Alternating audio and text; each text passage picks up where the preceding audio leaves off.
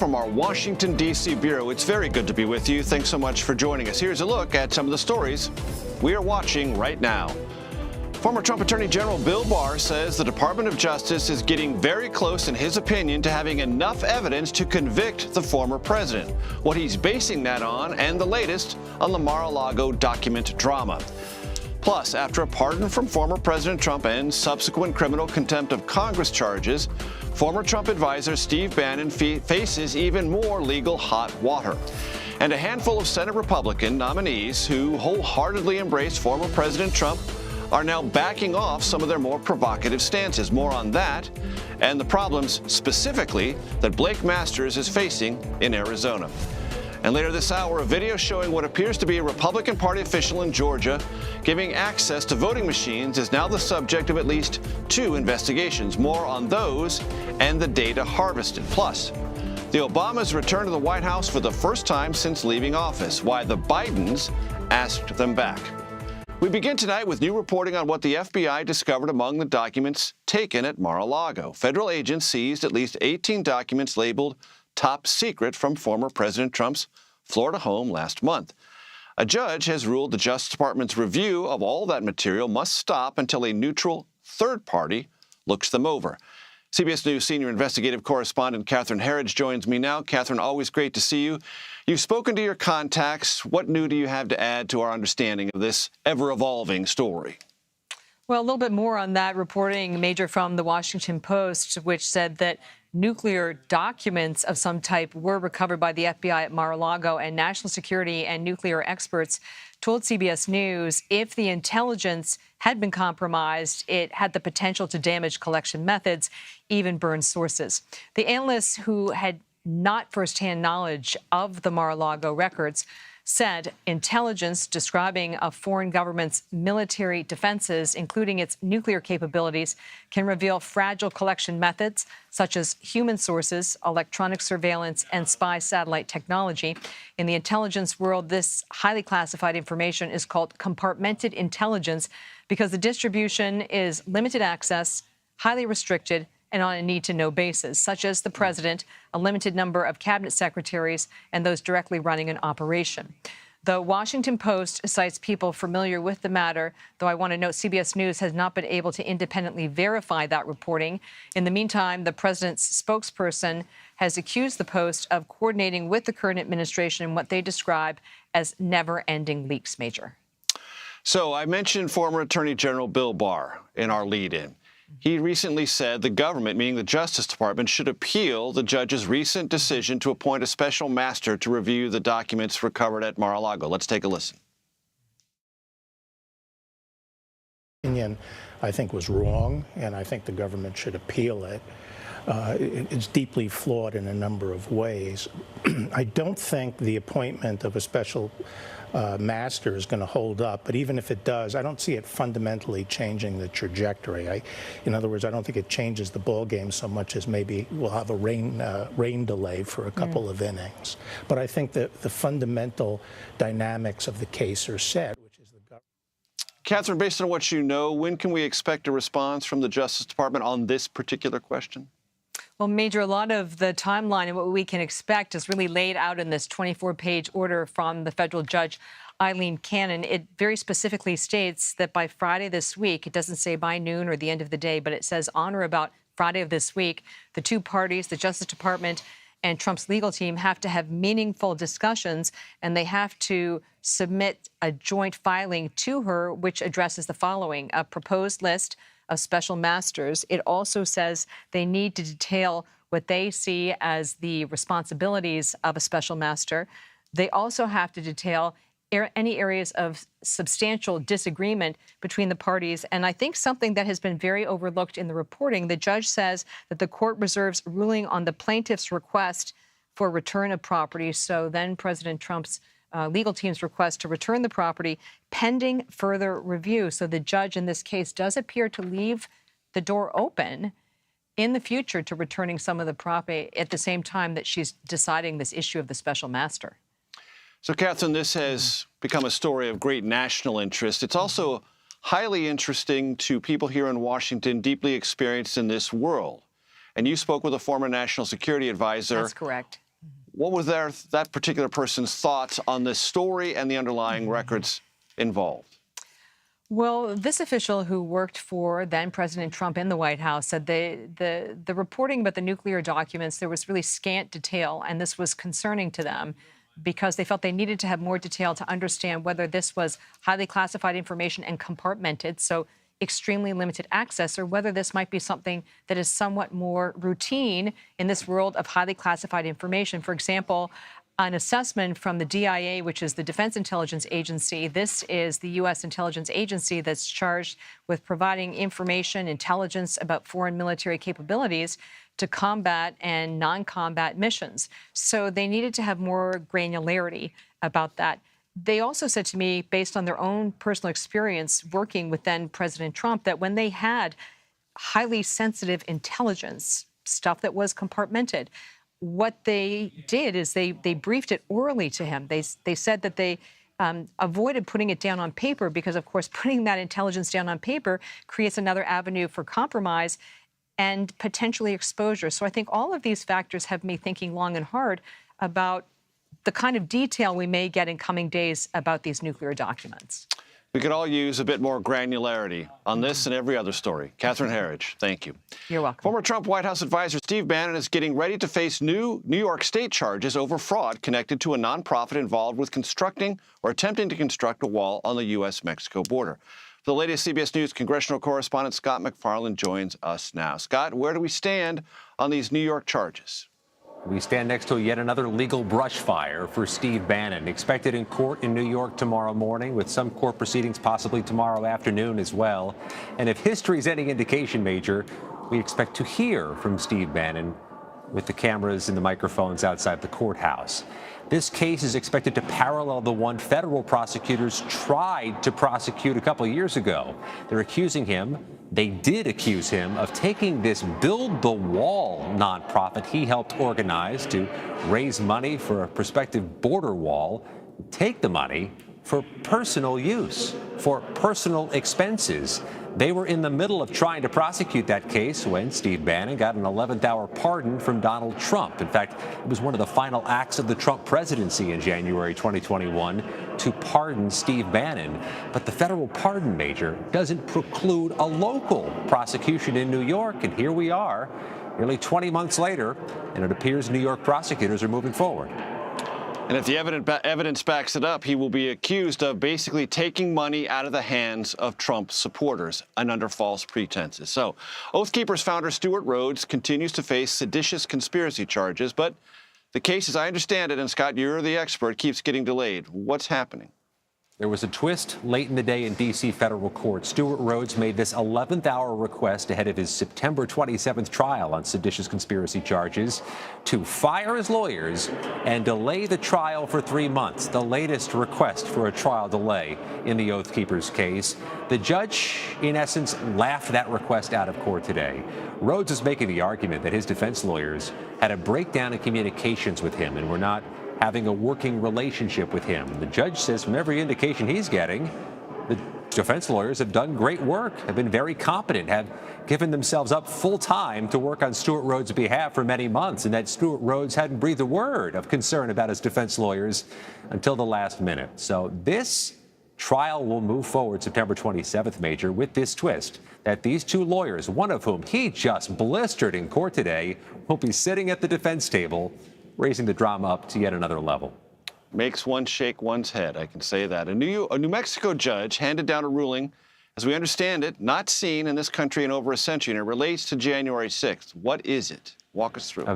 A very low-level defendant named Coy Griffin, who, among other things, being a Trump supporter, is also an Otero County, New Mexico County Commissioner. He was convicted at trial in his January 6th case, and a New Mexico judge has ruled he can no longer hold that Otero County Commissioner position because of the conviction in a case that involves insurrection, violation of the 14th Amendment, so he is barred from public office.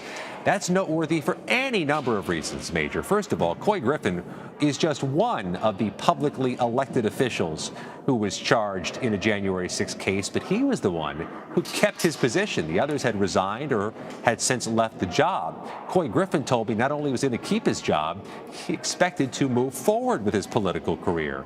Well, this interrupts that plan for now. Here's the bottom line, Major. Some of these January 6 defendants are seeking higher office or seeking elected office and leveraging their participation in the January 6 cases as a way to outflank other people in primaries, and they think that's a road to success. We'll see in coming elections if they're right. Scott MacFarlane, as always, we thank you. For more on the day's top stories on Capitol Hill, Sarah Westwood joins us now. She is a political reporter for the Washington Examiner. Sarah, always great to see you. Though neither want to discuss it, there seems to be a feud between Republican Minority Leader Mitch McConnell and fellow Republican Senator Rick Scott, who currently chairs the National Republican Senatorial Committee. What's going on here? Yeah, Major, this is sort of a multi-layered situation, right? On the surface, there have been some big disputes about money. The NRSC is lagging behind its Democratic counterpart in terms of the cash that it has on hand and the money that it's raising. It's been forced to slash ads in some key races, and that's just a bad look for the party right now, but it definitely goes deeper than that. You recall earlier this year, Rick Scott put out a 12-point plan that he billed as a platform Republicans should run on in the midterms. He represents a wing of the party that maybe wants to take a more proactive approach to having a message rather than just have the GOP platform be defined as purely oppositional in relation to Democrats. McConnell is a lot more cautious than that. He hasn't wanted to put out any sort of policies that could be perceived as unpopular. There was a really unpopular provision in Rick Scott's plan that had to do with raising taxes on certain people, broadening the tax base. McConnell hasn't wanted to do anything that could risk the GOP's relatively strong position heading into the midterms. So this is also a stylistic dispute about how Republicans should approach the midterms and using what message. A couple of months ago, the last thing Republicans would have expected is infighting at this stage of the campaign. White House Press Secretary Karine Jean-Pierre fielded a question yesterday about whether or not the 2016 presidential election was legitimate. How are some folks on the right trying to make comparisons to questions about that and what happened in the 2020 election? And what are the key differences? Well, obviously, there are a lot of key differences, right? Karine Jean-Pierre, at the time she made those comments, was not an elected official. The Democrats are talking about elected Republicans who tried to disrupt the certification process in 2020. But the broader point that conservatives are trying to make is that Biden is painting a lot of Republicans right now with this rhetoric with a broad brush and sort of casting a lot of different types of rhetoric as inherently threatening to democracy. And if you applied the standards that Biden is talking about on the campaign trail right now to what Karine Jean-Pierre said at the time in 2016, you could pretty easily make an argument that that is language that's threatening to democracy, the kind that she's condemning right now from Republicans. So while there are some nuances to the situation, I think Republicans are sort of making the point that maybe Biden's language right now about threats to democracy is a little bit overwrought because Democrats have sort of gotten close to crossing that line themselves in previous elections. Sarah, you wrote a piece September 1st in the Washington Examiner entitled, I think we'll show it here in a second, Why a Military-Style Weapons Ban May Do Little to Stop Crime.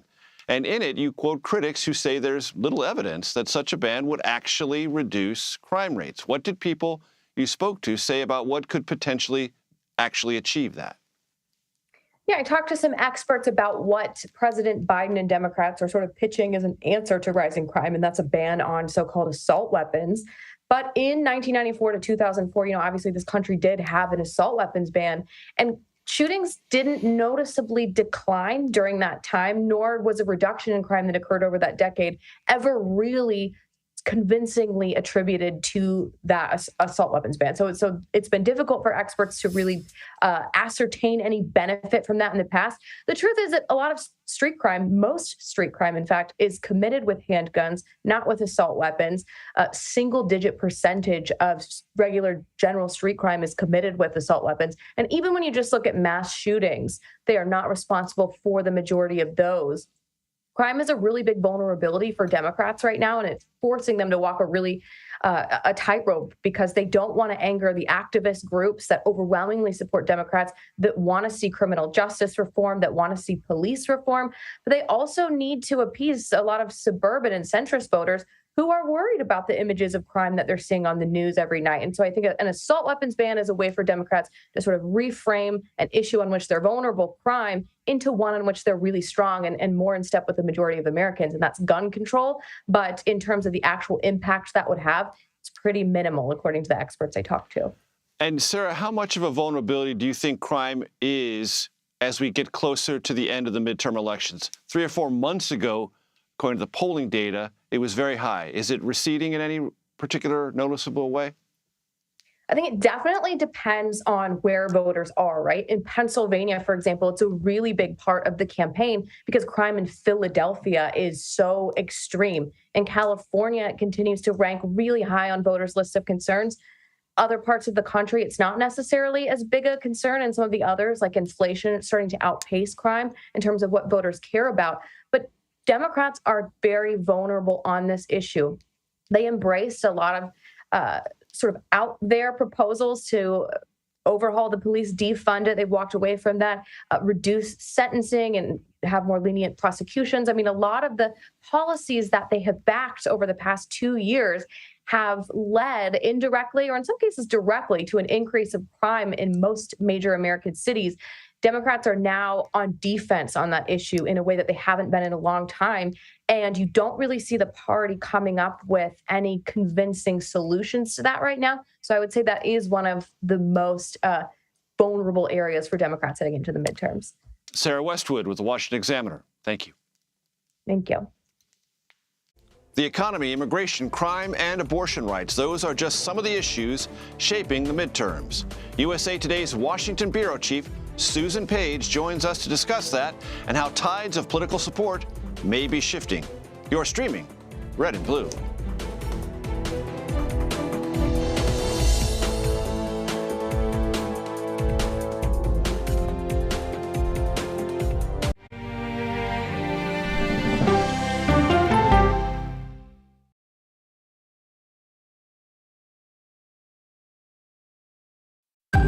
Original CBS Reports documentary. This place is at the very tip of the spear when it comes to Satanism and witchcraft and demonism. Has the church been this divided? Not in my lifetime. They've been radicalized in their approach to politics. United in Christ, divided by politics. We have what I call a cowardly pastor problem because they don't want to get involved in the political situation. Conservative Christianity and Republicanism have grasped hands in a way that's very unhealthy. There are churches whose members have divided over partisan politics. How an evangelical civil war could change the spirit of America. This was a heavily Christian-influenced attack. When we have the ability to say that God is on our side, it allows us to justify all kinds of cruelty. An original CBS Reports documentary, streaming now.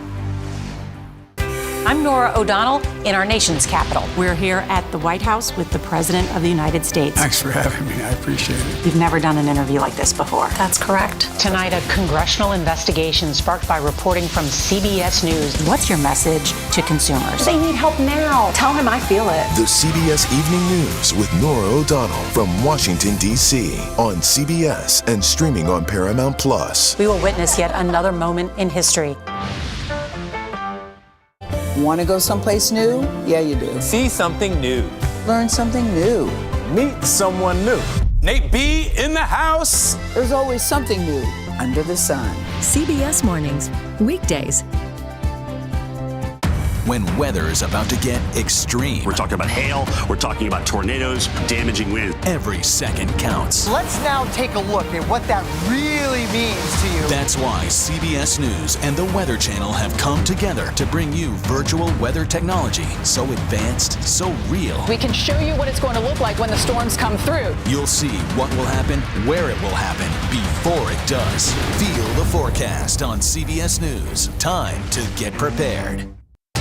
People from every corner of America facing challenges. Everyone is just looking for some type of connection. Just raise your hand and say, hey, I'd like to help. Coming together to find solutions. We are going to do something about it. Their stories are our stories. Welcome to Eye on America. Stream now on the free CBS News app. CBS News Sunday Morning with Jane Pauley on CBS. We have an inspiring story that started with a strange act of kindness. Yeah. We found it. You're kidding me! We got it. We share stories that lift you up and brighten your day. The Uplift. Stream on the free CBS News app. Stories that inform, inspire, and brighten your day. I've been waiting patiently for something like this. Make every day a little more like Sunday morning. Here comes the sun. Stream on the free CBS News app Tuesday mornings. A Trump-endorsed candidate has won the Republican nomination for governor in Massachusetts. Former state representative Jeff Deal defeated businessman and political newcomer Chris Doty. He will face off against Democratic Attorney General Maura Healey in November. Republican Governor Charlie Baker decided not to seek re-election this year. Former Boston City Councilor Andrea Campbell won the Democratic nomination for Massachusetts Attorney General.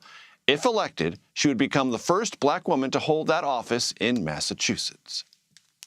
Midterm elections, as you well know, are just weeks away, and Democrats, not surprisingly, are hoping to buck historical trends and hold on to very narrow majorities in Congress. The issues of the economy and abortion, definitely on the minds of voters ahead of November. 81% of voters said the economy is, quote, very important, unquote, and they vote for Congress. That, according to CBS News polling. 59% said the same of abortion. For more on this, Susan Page joins us now. She's not only a good friend of mine, she is the Washington bureau chief for USA Today. Susan, always great to see you. So you wrote a recent piece about this, reminding us all of the history for the incumbent party in a midterm election. Refresh our memory. Well, we've had 19 midterm elections since World War II, and in 17 of them, the party that held the White House has lost seats in the House of Representatives. They've also lost seats in most of those elections in the Senate, but not quite to the very consistent theme that we have with the House. And the only two cases that are the exceptions was the midterm election after 9/11, when the country had undergone a big trauma. And the other was in 1998, when President Clinton, you may remember, was being impeached by the Republicans. And the result was voters, I think, decided to stick up for a good economy, the nation largely at peace, and delivered a kind of rebuke to the GOP at that point. But there really are exceptions. And the question is, can this be one of those exceptional elections, or are Democrats very likely to lose control of the House and perhaps the Senate? So 65% of voters called the condition of the economy bad. That also according to CBS News polling. Republicans have been focusing and wanting to focus relentlessly, if they can, on inflation. Is it still as big an issue, or has abortion and concern about not only the preservation of that right, but attendant privacy rights begun to compete with the economy? Well, definitely competing with the economy. I mean, the economy will always be an important issue, and especially when people feel really strained by the record inflation we're seeing now. Gas prices coming down, but food prices, rent still high. But abortion has changed the landscape of this election. Since the Supreme Court decision overturning the protections of Roe v. Wade, we have seen women disproportionately registering to vote as Democrats. And in these special elections, these handful of special elections we've seen Democratic candidates routinely do better than we thought they would do. Democratic voters and Democratic-leaning voters are turning out to vote. And one big reason why is the abortion issue. So when we were talking about that history in previous midterm elections, you talked about the exceptions, 2002, 1998. I remember them both. Both are described as sort of external event influenced midterm elections. And Susan, it feels to me like we have a couple of candidates, maybe three, for external events. One, the Dobbs decision overturning Roe versus Wade. Then another external issue might be the FBI execution of a search warrant at former President Trump's Mar-a-Lago residence. Those would certainly be two. Possibly a third is the war in Ukraine and how that has had a destabilizing effect on the overall economy, gas prices and the like. Does it feel to you that external events are shaping, or at least partially shaping, this midterm landscape? Yeah, absolutely. And always in ways that are not helpful to Republicans. This is such a different midterm election than Republicans thought they were going to have just 2 months ago. You know, President Biden's approval is getting a little better. It's still pretty dismal. It's still in the low 40s. You've got people very worried about the economy. By 3/4 of Americans say the country is off on the wrong track. That is a very serious number for the party in power. But every day we talk about Mar-a-Lago and Donald Trump's actions there in the search of his property and what they found. Every day we talk about the repercussions in states of the overturning of access to abortion guarantees. Those are days we are not talking about inflation, and that is bad news for Republicans. We thought there would be a red wave.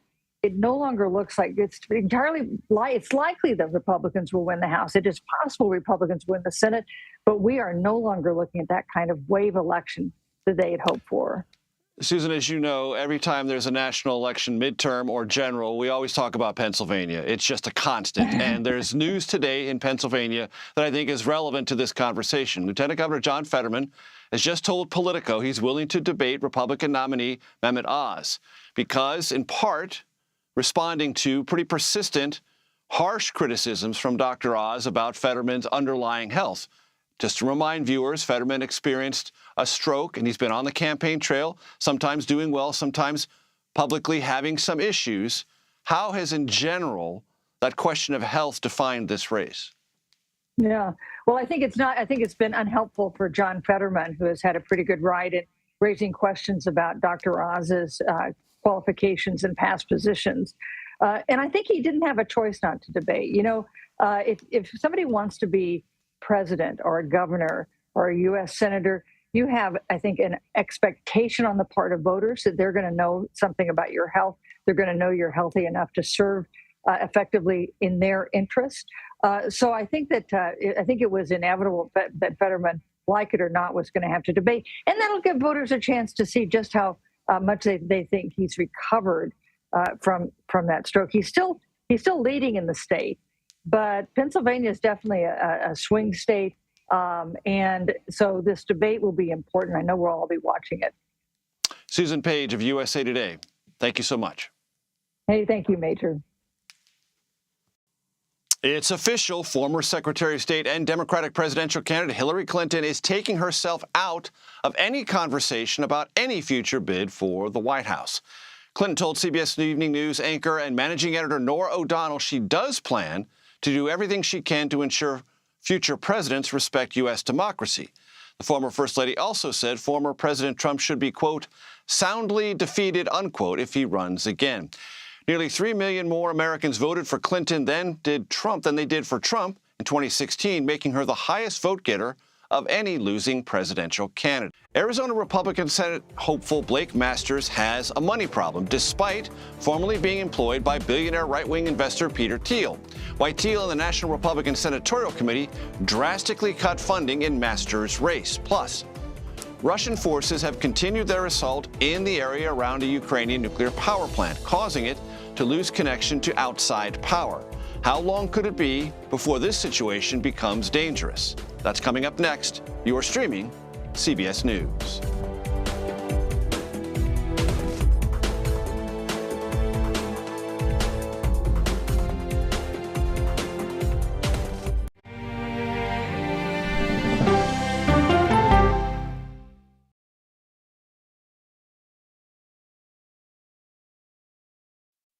In a original CBS Reports documentary. This place is at the very tip of the spear when it comes to Satanism and witchcraft and demonism. Has the church been this divided? Not in my lifetime. They've been radicalized in their approach to politics. United in Christ, divided by politics. We have what I call a cowardly pastor problem because they don't want to get involved in the political situation. Conservative Christianity and Republicanism have grasped hands in a way that's very unhealthy. There are churches whose members have divided over partisan politics. How an evangelical civil war could change the spirit of America. This was a heavily Christian-influenced attack. When we have the ability to say that God is on our side, it allows us to justify all kinds of cruelty. An original CBS Reports documentary, streaming now. I'm Norah O'Donnell in our nation's capital. We're here at the White House with the President of the United States. Thanks for having me. I appreciate it. You've never done an interview like this before. That's correct. Tonight, a congressional investigation sparked by reporting from CBS News. What's your message to consumers? They need help now. Tell him I feel it. The CBS Evening News with Norah O'Donnell from Washington, D.C. on CBS and streaming on Paramount Plus. We will witness yet another moment in history. Want to go someplace new? Yeah, you do. See something new. Learn something new. Meet someone new. Nate B in the house. There's always something new under the sun. CBS Mornings, weekdays. When weather is about to get extreme. We're talking about hail, we're talking about tornadoes, damaging wind. Every second counts. Let's now take a look at what that really means to you. That's why CBS News and the Weather Channel have come together to bring you virtual weather technology so advanced, so real. We can show you what it's going to look like when the storms come through. You'll see what will happen, where it will happen, before it does. Feel the forecast on CBS News. Time to get prepared. People from every corner of America facing challenges. Everyone is just looking for some type of connection. Just raise your hand and say, hey, I'd like to help. Coming together to find solutions. We are going to do something about it. Their stories are our stories. Welcome to Eye on America. Stream now on the free CBS News app. CBS News Sunday Morning with Jane Pauley on CBS. We have an inspiring story that started with a strange act of kindness. Yeah. We found it. You're kidding me! We got it. We share stories that lift you up and brighten your day. The Uplift. Stream on the free CBS News app. Stories that inform, inspire, and brighten your day. I've been waiting patiently for something like this. Make every day a little more like Sunday morning. Here comes the sun. Stream on the free CBS News app Tuesday mornings. Welcome back to Red and Blue. I am Major Garrett. Here's a look at some of our top stories. Former Attorney General Bill Barr says a federal judge was wrong to side with former President Trump on the appointment of a third-party special master. This to review files seized from Mr. Trump's personal home. A Friday deadline has been set for both sides to come up with a list of potential candidates for the position. Plus, former Trump advisor Steve Bannon faces more legal problems. Prosecutors say Bannon defrauded donors who contributed to a private fundraising effort to pay for a wall on the U.S.-Mexico border. Bannon was previously pardoned on related charges by former President Trump. And a judge has overturned a 1931 Michigan law criminalizing abortion. The ruling comes as Michigan's Supreme Court considers whether to place a proposed amendment on the November ballot, adding abortion rights to the state's constitution. Shelling by Russian forces has resumed near Ukraine's Zaparica nuclear power plant, despite a warning from UN officials Tuesday. Ukrainian officials say the shelling has forced much of the power offline. Moscow says the outage is due to Ukrainian soldiers targeting a power substation. Neither nation has agreed to an International Atomic Energy Agency request to create a security zone and cease fire around the plant. The U.S. is banning tech companies that receive government funding from building, quote, advanced technology, unquote, facilities in China. This ban will last for a decade. The requirements are part of a law boosting the domestic semiconductor industry signed by President Biden last month. Chips are used in everything from cars to household appliances. The Department of Commerce says it hopes to begin seeking applications next February for semiconductor subsidies included in the law.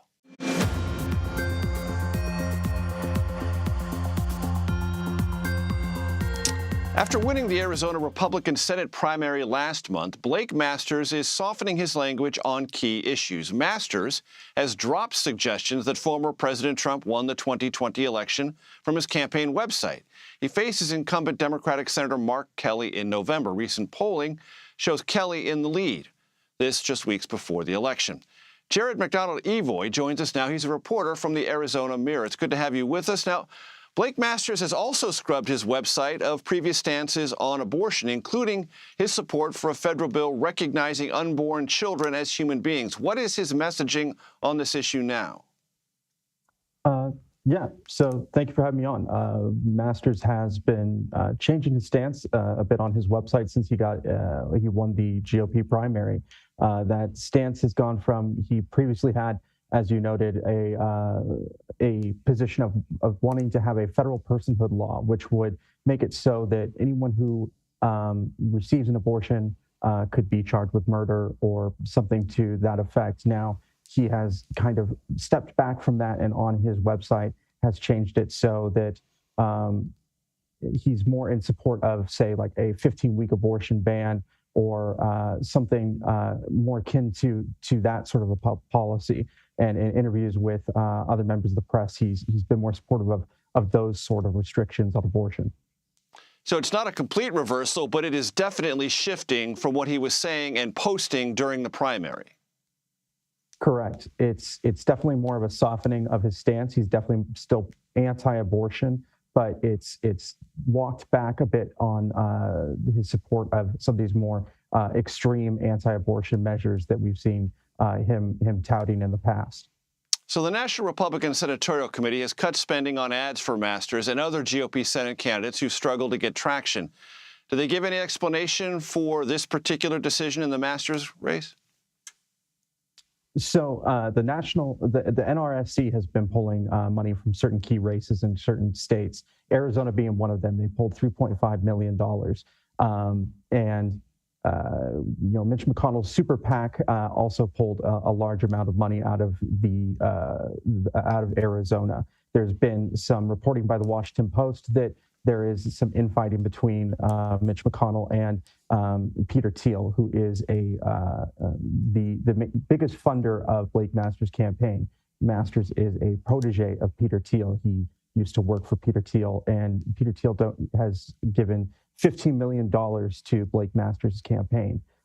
Thiel has noted that he's not looking to give much more money to the campaign, but he's still willing to fundraise for Masters' campaign in the reporting by the Post.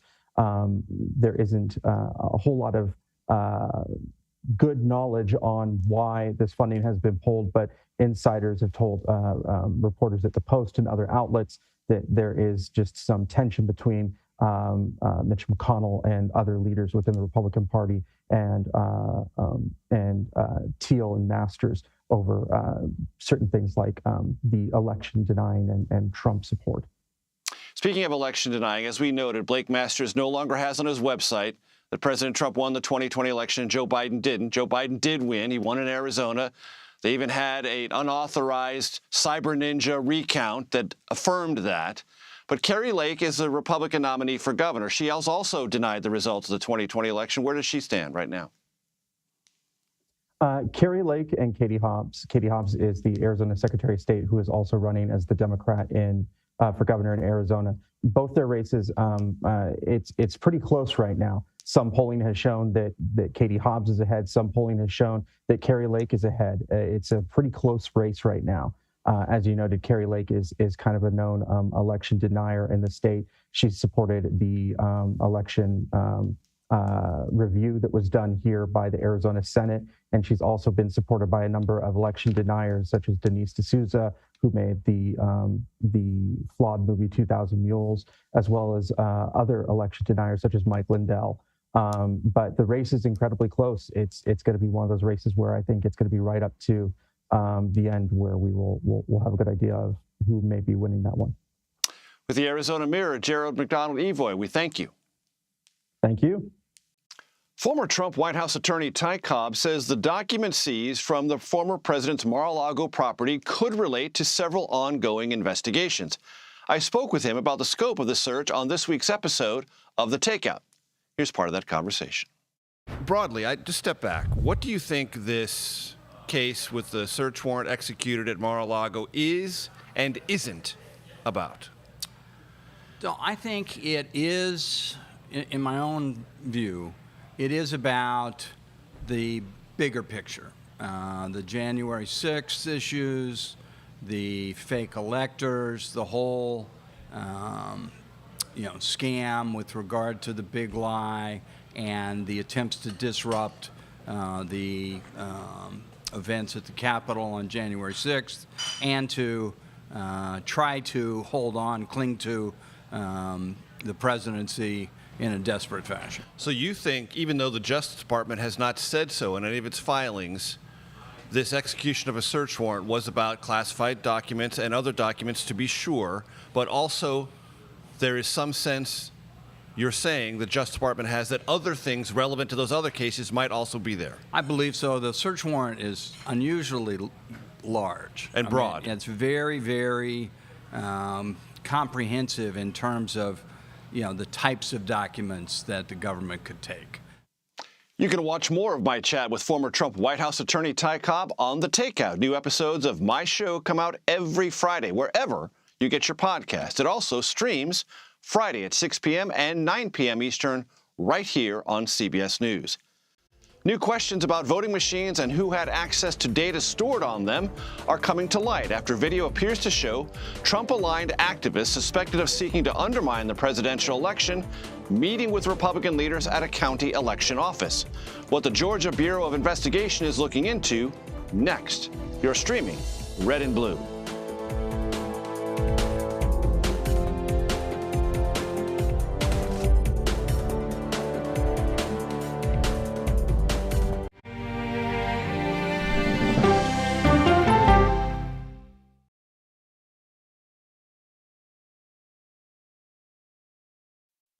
An original CBS Reports documentary. This place is at the very tip of the spear when it comes to Satanism and witchcraft and demonism. Has the church been this divided? Not in my lifetime. They've been radicalized in their approach to politics. United in Christ, divided by politics. We have what I call a cowardly pastor problem because they don't want to get involved in the political situation. Conservative Christianity and Republicanism have grasped hands in a way that's very unhealthy. There are churches whose members have divided over partisan politics. How an evangelical civil war could change the spirit of America. This was a heavily Christian-influenced attack. When we have the ability to say that God is on our side, it allows us to justify all kinds of cruelty. An original CBS Reports documentary streaming now.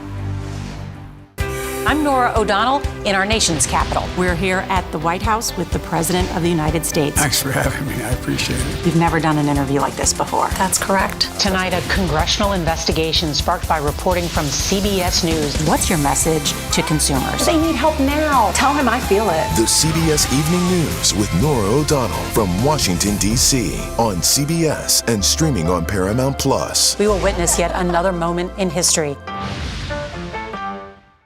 Want to go someplace new? Yeah, you do. See something new. Learn something new. Meet someone new. Nate B in the house. There's always something new under the sun. CBS Mornings, weekdays.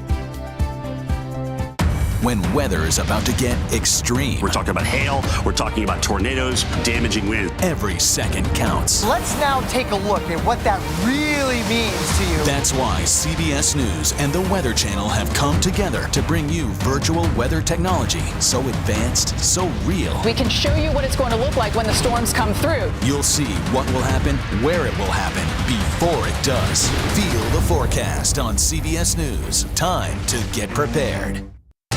People from every corner of America facing challenges. Everyone is just looking for some type of connection. Just raise your hand and say, hey, I'd like to help. Coming together to find solutions. We are going to do something about it. Their stories are our stories. Welcome to Eye on America. Stream now on the free CBS News app.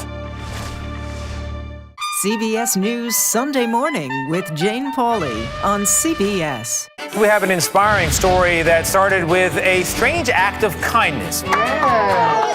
We found it. You're kidding me! We got it. We share stories that lift you up and brighten your day. The Uplift. Stream on the free CBS News app. Stories that inform, inspire, and brighten your day. I've been waiting patiently for something like this. Make every day a little more like Sunday morning. Here comes the sun. Stream on the free CBS News app Tuesday mornings. Newly obtained security footage shows a Republican county official in Georgia welcome a group of computer experts into an elections office shortly before a reported data breach of voting machines in January 2021. In the video seen here, Coffee County Republican Party Chairwoman Kathy Latham escorts technicians from Sullivan Strickler into a local election official office. Latham is one of several officials who worked to reverse the results of the 2020 presidential election. Now, this video was turned over by a county attorney related to an ongoing election security lawsuit. For more, Mark Nisi joins us now. Mark is an elections reporter for the Atlanta Journal-Constitution and has been following this story closely. Mark, what more can you tell us about why the Georgia Bureau of Investigation and Fulton County are investigating what's happening in this video? Well, election information, some information, in particular, central election servers, are not supposed to be available to the public. That's the software and hardware and the machines that program our votes. And the concern there is that we don't want people other than authorized individuals handling the central computers. Now, other information like ballot images and voting records and results are public, but it's supposed to be kept secure, this central election server and other equipment that includes the software that helps program voting machines and ballots. Right. And Mark, let me just interject there. This is a security measure many jurisdictions around the country take to make sure that this process is not meddled with by interested parties. True? That's right. The concern here is that if you, according to some security experts, if you have access to central computers, you could figure out the hardware and the software, and a bad actor could figure out how to create a hack. Now, it's always worth saying that that would be difficult to pull off, and there's no evidence that it has ever happened in a real election. But the danger could be there, and that's why these pieces of equipment are kept in a secure area that's supposed to be protected by your local election officials. And one other point on that, Mark, when you have paper ballots, as Georgia does, that is the ultimate backup to anything. But you know that, I know that, I'm just letting the audience know that. So walk us through who Sullivan Strickler is and why might data scientists from their organization even want to meet with Republican Party officials in Coffee County. Sullivan Strickler is an Atlanta technology firm. They do a lot of technology work in the Atlanta area and across the region. So a lot of what they do is backing up systems. They've assisted with hacking response and preserving and recovering documents. In this case, Sullivan Strickler was contracted, according to documents, by Sidney Powell, who has done work for President Donald Trump in the past. So there is an invoice that we have a document of showing that she paid and hired Sullivan Strickler for $26,000 for 1 day of work here on January 7th, 2021. And let's just remind the audience, January 7th, 2021, the day after the Capitol riot. How and why were they even allowed to copy data for their from the state voting machines? They shouldn't have been allowed to, but they were let in. They were let in. We don't know exactly what happened once they got inside that elections office, but the elections director is supposed to keep all areas of a secure area locked. And there's an ongoing investigation into whether she complied with that rule. And here on this video, we see that before these experts from Sullivan Strickler got inside, they were brought in by Kathy Latham, who was the Republican Party chairwoman in Coffee County, and she also served as a fake elector in Georgia. She was one of 16 individuals who tried to cast Georgia's electoral votes for Donald Trump, even though Joe Biden won by about 12,000 votes. No doubt. The state of Georgia recently passed legislation to allow the state legislature effectively to take over elections from certain counties in Georgia, Fulton County among them. Might there be a move to do the same in Coffee County? Does the law even provide for that? It's possible, but under normal circumstances, it would require a request from the local representatives and senators who represent that area. In this case, I talked to most of them last week, and they said they are more likely to let the investigation play out rather than seek a state takeover or performance review of Coffee County's elections, even though in Coffee County, we know copying this data isn't the only problem they had. The elections director posted a YouTube video that displayed a password. She's under investigation by the state election board and attorney general's office for not keeping the area secure. The Coffee County Elections Board, some of its members said they couldn't reconcile votes in the 2020 presidential election. They said they were off by 50 votes, and the Secretary of State's office later said that wasn't true, that all the numbers added up if you sorted the ballots into appropriate batches so that you could count them accurately. So there have been several alleged problems in Coffee County, and this is one of them, but there is no desire on the part of its local representatives to initiate a process that would allow the state to take over their local elections office. Mark Nisi with the Atlanta Journal-Constitution. Thank you. Thank you. Seattle Public Schools canceled their first day of classes today after thousands of teachers voted to strike. The Seattle Education Association represents roughly 6,000 teachers in Washington's largest school district. The union is demanding better compensation, mental health support, and increased staffing for special education and multilingual students. The Seattle Public School District says it is committed to negotiating a new contract and that meal services will still be available to students throughout the day. We are going to take a quick break, but now is a very good time to remind you you can stay up to date by downloading our very own CBS News app. You can catch live local coverage from across the country from all of our CBS stations. Stay with us. You are streaming CBS News.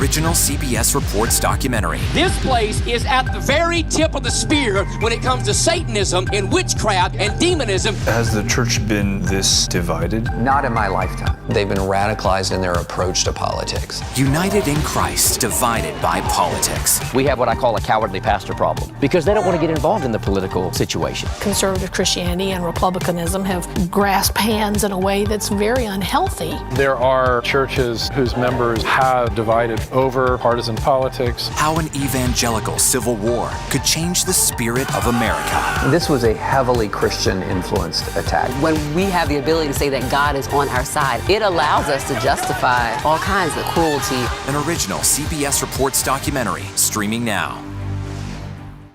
I'm Norah O'Donnell in our nation's capital. We're here at the White House with the President of the United States. Thanks for having me. I appreciate it. You've never done an interview like this before. That's correct. Tonight, a congressional investigation sparked by reporting from CBS News. What's your message to consumers? They need help now. Tell him I feel it. The CBS Evening News with Norah O'Donnell from Washington, D.C. on CBS and streaming on Paramount Plus. We will witness yet another moment in history.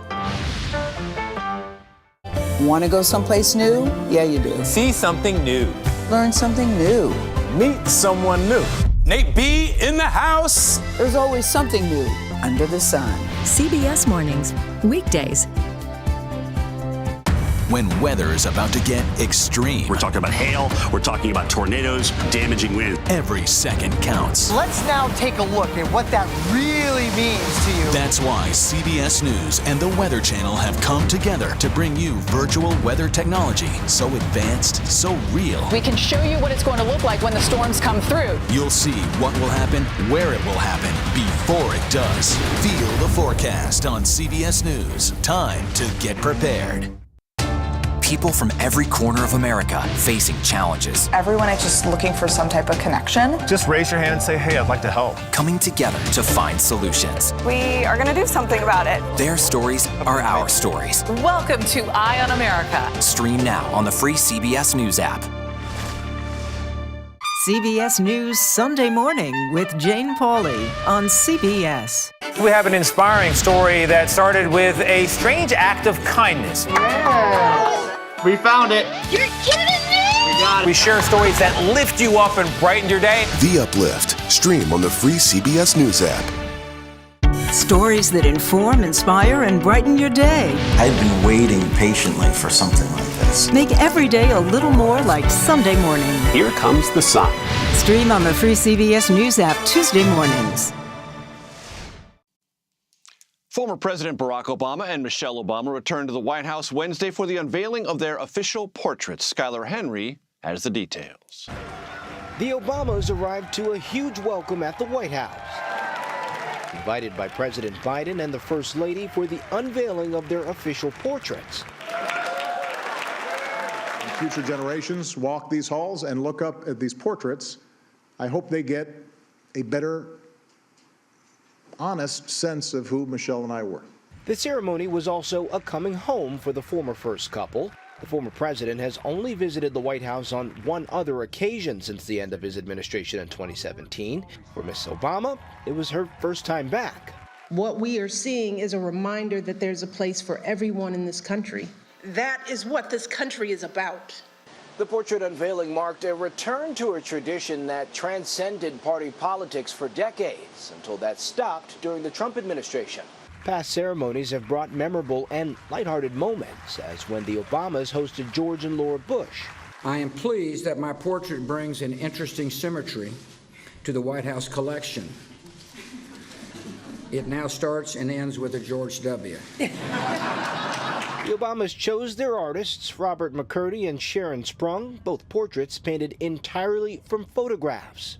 You'll note that he refused to hide any of my gray hairs, refused my request to make my ears smaller. He also talked me out of wearing a tan suit, by the way. A pair of earlier portraits were unveiled in 2018 and installed in the Smithsonian's National Portrait Gallery. These newer artworks will live here in the White House, a reminder of the Obama's chapter in the American story. Skylar Henry, CBS News, the White House. That does it for today. You can stream Red and Blue Monday to Thursday at 6 p.m. Eastern. And a reminder, if you want to watch previous episodes of the program, you can see them anytime on the CBS News website. All you have to do is head to cbsnews.com/red and blue.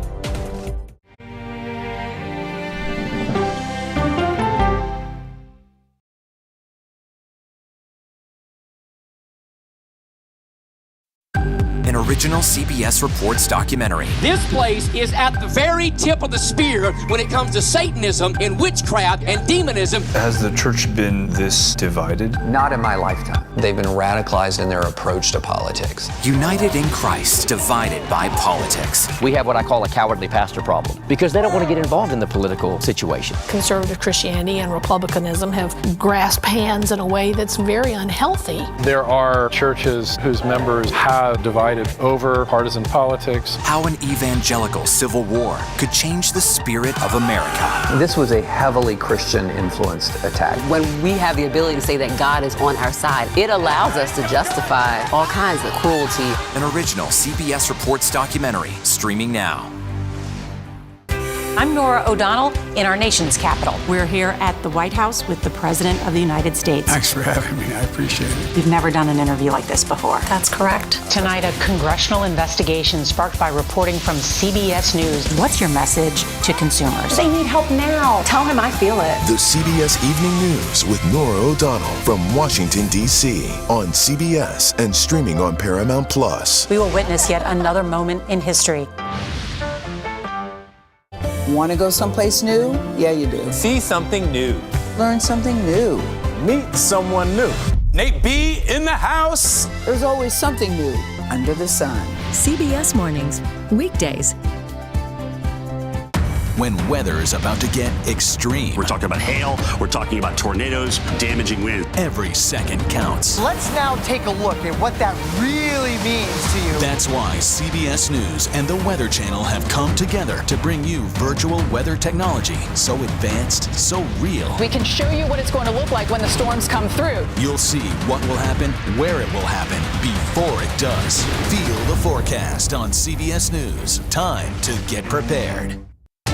People from every corner of America facing challenges. Everyone is just looking for some type of connection. Just raise your hand and say, hey, I'd like to help. Coming together to find solutions. We are going to do something about it. Their stories are our stories. Welcome to Eye on America. Stream now on the free CBS News app. CBS News Sunday Morning with Jane Pauley on CBS. We have an inspiring story that started with a strange act of kindness. Yeah.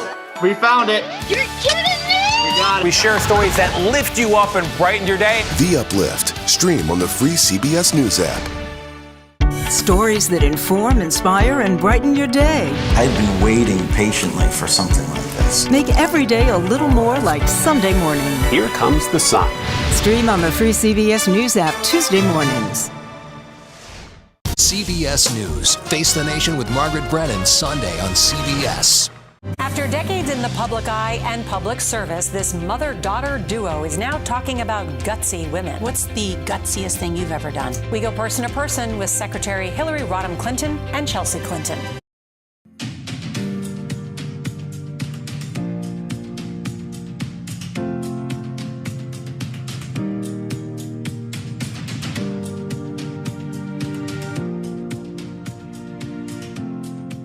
Hello, I'm John Dickerson. Welcome to CBS News Primetime.